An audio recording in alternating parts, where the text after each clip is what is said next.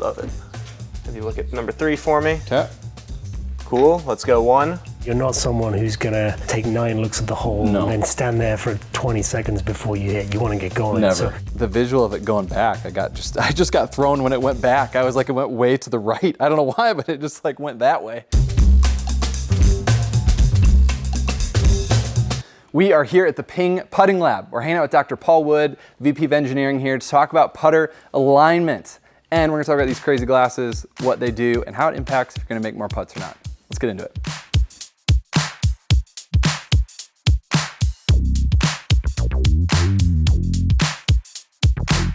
Have you keep your head still. Look Okay. at number 1 for me.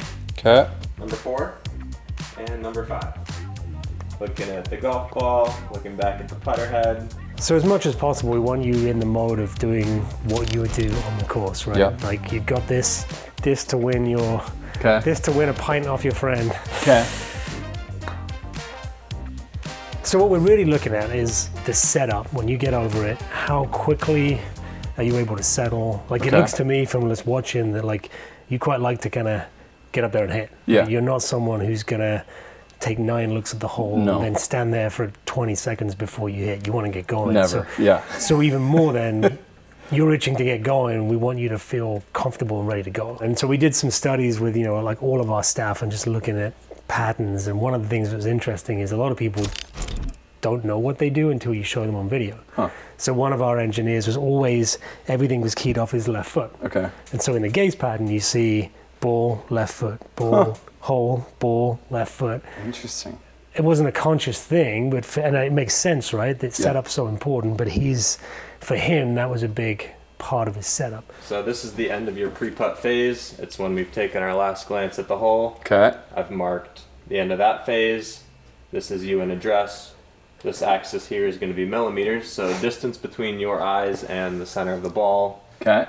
We see where you're looking throughout your backswing, downswing, and then impact. And then we have quantified our gaze pattern here, our distance between the trajectories. Green is going to be the center of your gaze, black is going to be center of the ball. Okay. Got it. So it actually looks reasonably steady. Yeah. Was this the And- last one I hit? This was the That's last, the last one. one. Okay. Yes. Got it. So I know what happened there because I used the line on it, and I was looking because I used the line, right? So I was looking at the line, like the last little chunk of that line, and it is kind of like it's right there. Yeah, exactly. And so there's a whole body of evidence, right, about, it's called quiet eye, but basically it's really quietening the brain so that you're not thinking about anything. You're just like, pull the trigger, make the putt, right? You've done the job, you've lined it up. Now you just like, to execute the skill, the best thing you can do is get out of your own way. There's been a bunch of studies on golf on that better outcomes in putting are related to having this period of quiet eye before you putt. Because we've all been there, right? Like, Exactly. oh no, I'm not lined up right. I'm too far left. Your brain just kind of keeps going, and it's like you think and you're thinking, and you want to quiet those thoughts. What you're saying, and quiet eye might be a way to see that. 100%. That's really what we're getting at here. So what we want to see is a putter that helps you get settled quickly. When you feel like something suits your eye, there's a pretty strong chance we see it in the quiet eye too. And so you can have that confidence that like, this putter just suits, I don't know what it is, but I just lay it down and it feels easy. That's probably a good sign that, hey, you're settling quickly and you've got quiet eye. And there really is a performance benefit when you have that feeling. All right, so Paul, you've broken down alignment into kind of 4 archetypes, right? So the reason being is getting back to what we were just talking about. We want to have quiet eyes. Different people see things differently, so we got to have these different types of alignment devices to get people to quiet their eyes. Correct. Okay. Correct. All right. Same page. All right, so now walk us through then, like what are these big overarching themes? Yeah, and this is simplifying the complicated world of all the possible shapes into broadly 4 categories. Players who predominantly are using the top rail, right? And they're using, this is a great example. I got one. This is a classic example, right? This is like an original style answer. And you're basically using this perpendicular line. So something with a crisp, clean top rail. Yep. When you ask players to describe their perfect putter, that's the kind of language they're using, Okay. is talking about this top rail. And often for players like that, any other lines can be just a distraction. So like these, a putter with a lot of stuff, and you'd be like, oh, it's so great for alignment. Another person is like, no, my eye's going everywhere. Exactly. Okay. Exactly. Alignment archetype 2, the other one you have in your hands here, is a long alignment feature that you can feel like I can project this reasonably long alignment feature to the hole. So mallets, right? So you can't really have a blade that has a long alignment feature. The third one would be framing the ball, something that basically like tracks alongside the ball. This is the main primary feature, that rather than a central line, you're lining this ball up with train tracks to the hole. And then the last one, and we found it's a little bit of a mixture of the other groups, is someone for whom having an alignment that goes all the way to the ball, that they can like put that alignment feature right next to the ball, is the number one thing. And this is a great example of that, where you don't have a top rail. In fact, the top rail then becomes super distracting. So as you can kind of see, there's plenty of putters we designed that would be like, this would be great for like group number 4, but also pretty good for group number 2. Sure. There isn't any putter that satisfies all 4. Well, I think the most important thing that I hope that like people watching this that you realize is like, go look at your putter and like actually look down and say like, what am I looking at? Yeah. Because I think a lot of us don't really like pay attention to that, but maybe we start to use our eyes more strategically as we line up, right? 100%. Now we've talked about it. Yeah. Which of those 4 categories do you feel like you most identify with? My focus in putting is just like I struggle with start line. So I'm using a thick line on the ball. I'm just trying to like get it on line. Yeah.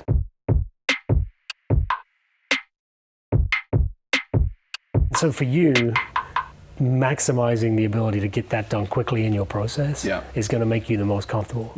Putting's simple, right? It's infuriating, but like all you have to do is get the ball started with a good speed on the right line and have picked the right speed and line in the first place, right? The third one is green reading or judgment of the putt. But like that's it. All you have to do is those 3 things. Well, one of those 3 things is you've got to actually hit the line.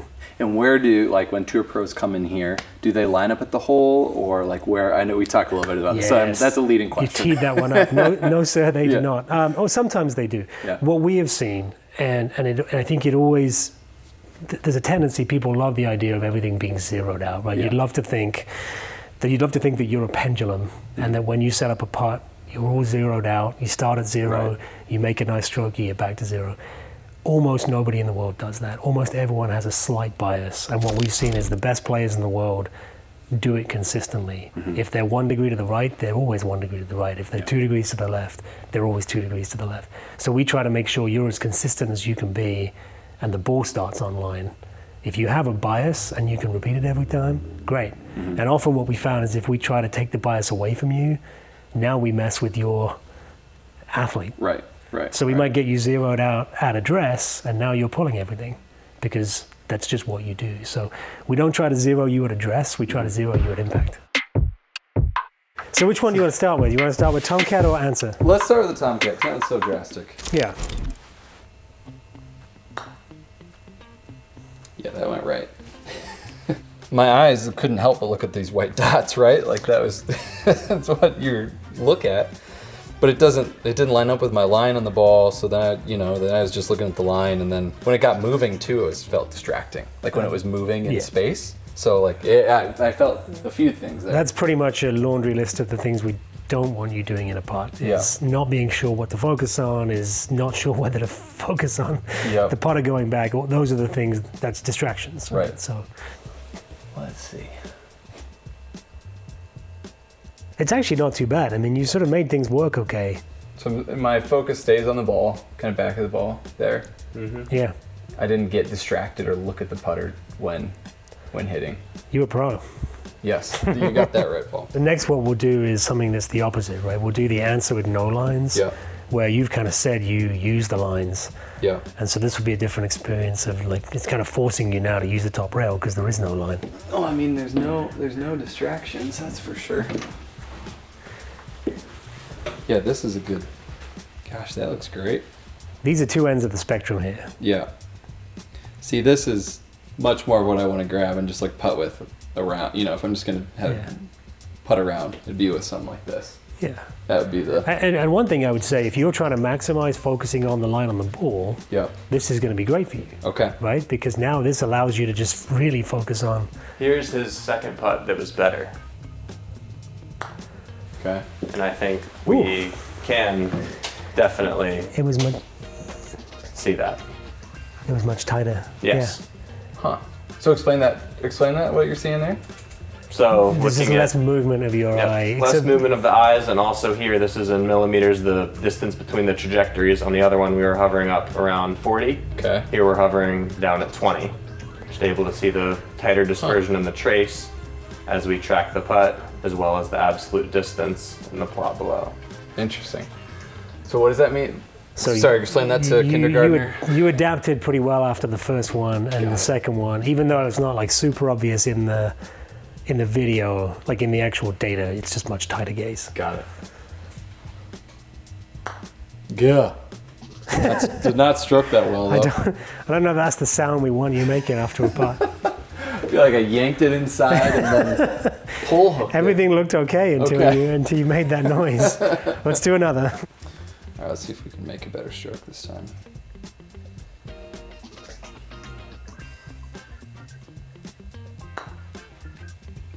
That's better. So you just need one warm up and you're good. I need a warm-up Yeah. putt, and then I'm good to go. Which one do you want me to pull up? The second one. Second one? I can tell you. I the second want you to one's pull good. the first one up. You learn a lot from that first one, right? Yeah. So, and this is a real thing in all of golf. You're a good player, so you adapt quickly. Yeah. But actually, we learn a lot from the first one when you don't have the chance to adapt. I imagine that's hard having a tour player in here because you hand them stuff and they hit a couple putts, and I'm sure that it's all great. Well, and with the good players, sometimes it is like that one shot, and you just get the club right back. This is not going to work. Yeah. And you go, "Good, maybe you should hit a few more. No, like if the first one's not good. I didn't like not being able to line my lineup with anything, and then the visual of it going back, I just got thrown when it went back. I was like, it went way to the right. I don't know why, but it just like went that way, and then it went over this way. Okay, which one is this? The better one. The better one. Better putt. I feel like the gaze pattern is That's pretty, yeah. really tight. Always focusing from what the glasses are seeing a little bit low back, lower on the rear side of the ball. Yeah. And then again, we're hovering around 20 millimeters Okay. for our distance between the trajectories. Let's maybe hit one where he follows the putter back, and we can, Yeah, sure. we can show what that looks Let's like. see it. Let's change putters just randomly. Yeah, and then we'll hit a couple with this. So this is the one we think was actually going to be a pretty good putter for you. Yeah. You know, we talked about this has got a line all the way to the ball. It's going to kind of suit what you're trying to do, which is line up, Right. line of the putter, line of the ball. So we're accentuating what you want. So in theory, this is going to feel more comfortable. Right. Let's see what happens. Okay. Well, let's. I'm gonna follow the putter on this one. We'll just see something totally different. Here we go. Didn't work out, and we hit the target. Okay. Can we pull that one up? Yeah, let's pull it up and see that. I'm just always kind of looking at the back of the line on stuff. Was that? As long as Fine. it's working for you. Yeah. What do other people look at when they? It's a real mixed bag. When we had, so the first person I really learned from on eye tracking was a guy called Ryan Caserta, who's an expert in this kind of stuff, and he came in and he was showing us what I'm doing with you, and he was doing it with me, and I kind of said, what do you think about the ball? Like, should I have a line on the ball? Should I not? And he was kind of like, well, it's up to you, but all things being equal, if you're using the line on the putter, I like to have you just completely get rid of the line on the ball, see that as just a white blob, and use the putter line. So I've done that ever since. So I'm the opposite of you. I'm no lines on the ball, and I just focus entirely on the front of and I like a putter like this. Okay. And so I'll just focus on the front of the line, but then whatever you works look for at the you. ball when you're putting. I'll look at the ball, but I'll try to like make the ball like blur out. It's just a white blob. So here is what happens when we follow the ball. So we can see distance between the trajectories a lot higher. Yeah. Gaze pattern is totally different for you. And watching the video, we see your eyes follow that Yeah. top rail of the ball that you were looking at Yeah. the entire time into impact. Yeah. And there are players who do that. Yeah. And we Well, talked about- Bryson said it in the thing that Yeah. he follows the putter. So interesting. So it's not necessarily a bad thing as Yeah. long as you can do it consistently and Right. all that. Right, But right. clearly it's working for him. Yeah. Okay, let's do an actual putt with this because Let's do it. we think this based on what I've expressed here of the archetypes and my goals. Whenever you're ready. Okay. Let's should we make sure it's actually That's not good. We should line it up if we're trying to use a line, huh? All right, something like that. And here we go.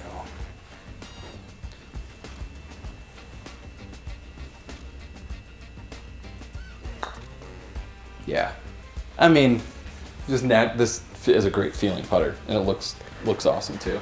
Honestly, didn't feel like it's going to take me 3 putts to chill out and just hit putts. You know, do a lot of people feel that? Like if I go and just start picking stuff up, do you feel like most people like 2 of them, you don't feel like you have to calibrate, you just set it down and feel? Yeah, I think it's actually really empowering once we kind of show someone that there is this link, you know, if you get a putter and you can set it down and everything just feels comfortable, that's a really good sign. Okay, so things we've talked about today, before we look at this one, we talked about quiet eyes key because we're quieting the brain. Yep. It's kind of this dual relationship that we want to do because we don't want to be panicking about a bunch of stuff when we're hitting a putt, right? Lines can affect that, so we want to find one that we feel comfortable with. Correct. Right? We've got our 4 archetypes that you walked through. Yep. We talked about learning how to use design features, right? Like you guys build these for a reason, so we could learn to use them. Yep. What else we got in our summary of? I mean, we talked about basically which of those 4 you are, right? Because you haven't been through that before, so we kind of made a bit of a hypothesis based on going through it with you that a putter like this would be better. So we tried a couple of the 2 extremes, something with way less alignment features, something with alignment features we don't think are what you're using, and then something, and kind of confirmed, I think, that. Yeah. Let's make this practical. Should people go into like a putter buying with a hypothesis, do you think? Should they try to formulate something of like, hey, I think I might like this because of this? Yeah, I'm sure a lot of people just watching this video are going to have a hypothesis in their head, right? If you've not been thinking about what are you using when you line up a putter, hopefully you are now. Yeah. And you probably look back at the putters you've been successful with over the past and go, okay, that's what they have in common. But when you go to a putter corral, there's 500 putters there, right? It can be really overwhelming. But if you have a bit of a plan of, okay, I know what I'm looking for. Yeah. And especially if you have a bit of a plan of, okay, the putter that works for me should be quick. Yeah. I should be able to put it down and get comfortable quickly. I mean, having a plan is half the battle, right? So I think that can empower someone going into and maybe less focused on just like, did I hold the first putt, but more, did I get comfortable quickly? Yeah. Because, you know, you can get any putter off the rack and like maybe even hit a bad putt, but it goes in and you sort of convince yourself this must be great. Yeah. I actually think you're better off leaning on like, did I really feel comfortable over this putt? Does it feel like it's working with me or against me? Both those other putters, you had to have a second go before you went, okay, that's not bad. Yeah. But you can't do that on the course. Right. Interesting. It's kind of challenge. That's a challenging concept for me of like going off that feel of like we want it to set up and feel comfortable right away because I wish that we could say like some kind of sciencey like do this, and this, and then you're gonna get the right one, right? But it makes sense when we look at all the data of this research and whatnot. There's so much human in the putter, right? Like a putting motion is not super complicated. Anyone can hold any putt on any given day. But there's a lot more of like, it's the science behind it is a lot more of human physiology, psychology, and there's a bit of hard engineering too, but there's so much of that. And this is in more of the understanding how the brain works. And so it's still science. Yeah. It's just not science of moving mass around. It's the science of your brain. Love it. Okay, should we look at this one that I just hit that I kind of liked? What do we think?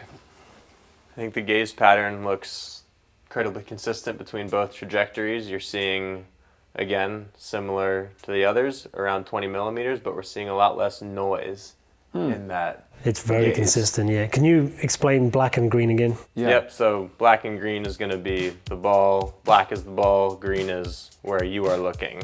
Okay. So you'll notice here, a little bit below with the green, looking low on the ball there. And you'll notice that as I scrub through this putt, you'll almost see them moving together. Yeah. In that putt. And I would guess maybe there's just a little tiny bit of like bias in the calibration that's there. Sure. Because I don't think you're really looking at the bottom end of the ball. I think you're looking at the middle. But the fact that they're moving in sync is the key thing there. That we're seeing everything move together means your gaze is fixed really well. Got it. And that's the goal. We don't want my gaze to move from wherever I'm looking. Yep, we want you to get we saw the one before it where your gaze followed the ball. Right. We saw pattern was totally different because the ball wasn't moving, your gaze was moving. Yeah. You're able to see them doing different things. And we like, in this, when you say 20 mils down here, or 20 millimeters, that's pretty chill. That's just saying that it doesn't drift my gaze. It's not more drifting, than that yeah. much. Yeah. Yeah, which is pretty. Yep, and you'll see it drift more at the end. That's just as the ball started to leave the frame. Start to look away at the ball. Got it. And so if you go back into go through the pre-shot routine stuff, that's the. And you've been pretty consistent, or like you have like I said, you have a reasonably quick pre-shot routine. Yeah. You kind of take a look at the hole, you get that. You don't have to kind of go back and forth 6 times. Right. And then you get on with it. And so it's not like a long quiet eye duration because you don't dwell too long. Yeah. Which probably isn't a bad thing, right? You just set it and go. Cool. Paul, super useful. Now we learned how to pick a putter based on alignment. There we go. Thank you guys for hanging out with us in the Ping Putting Lab. This is fun. And I'm going to keep these glasses. It's my new look. We're moving forward with this.